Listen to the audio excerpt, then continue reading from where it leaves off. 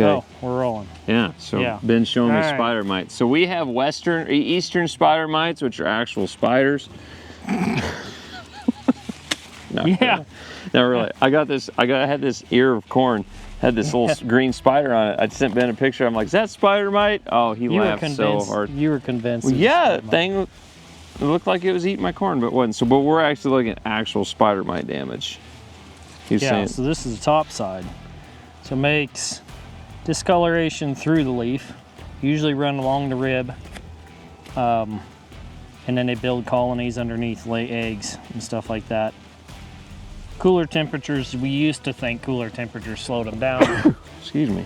Higher temperatures made them worse, but now we're kind of not really seeing much of a link. Sometimes they go up, sometimes they go down, but they like nice leaves, complete leaves. They don't like hailed corn. Really? Yeah. If you get hailed, you won't get mites, most likely. Weird. So they are hard to kill. Now there's spider mites, two-spotted mites, which is what these are.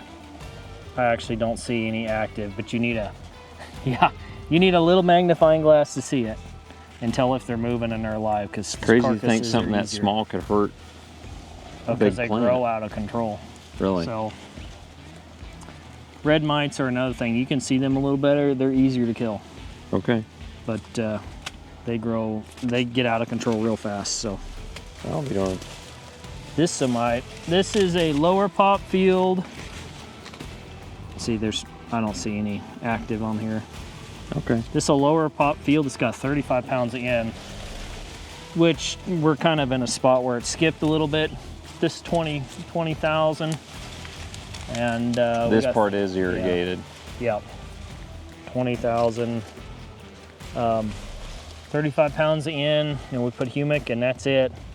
Mainly because it was difficult to get a tank out here to add more, and we just left it. So. Trying to find here's an ear. You find an ear. This is one that's got close proximity neighbors.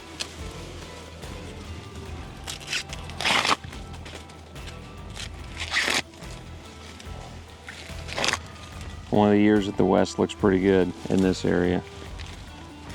So, yep. I'll be darned. I think it should be over 200 bushel corn, but 35 pounds in.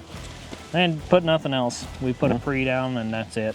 Yeah, planted into wheat stubble? Wheat stubble, no till. Planter put down to 35 with the 2x2. Got it. And we kind of just forgot about it.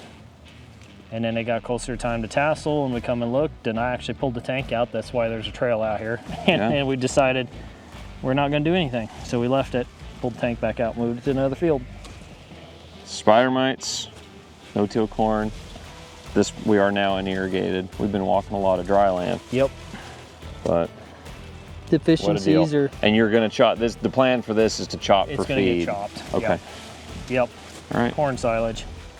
How much do people miss? So Mason was talking the other day. He had some tremendous looking corn, irrigated, and pulled the trigger on selling it to a feedlot for feed. And I asked him, I said, why'd you do that? He said, well, because of how much further I would have to take the crop to get it to grain. He's like, it's a very risky portion in there. So, Why? I'm turning into Aaron now. How far to get an ear and a corn plant to silage stage than it is to finish it all the way to grain? For me. So that from silage to grain is a very risky time period. You lose a lot of test weight. Okay. Through there. Typically every year we get so much wind and hot. Yeah. Which we ain't getting it this year, and it doesn't look like we're gonna get it at this point. Has that made you want to pull back from silage any?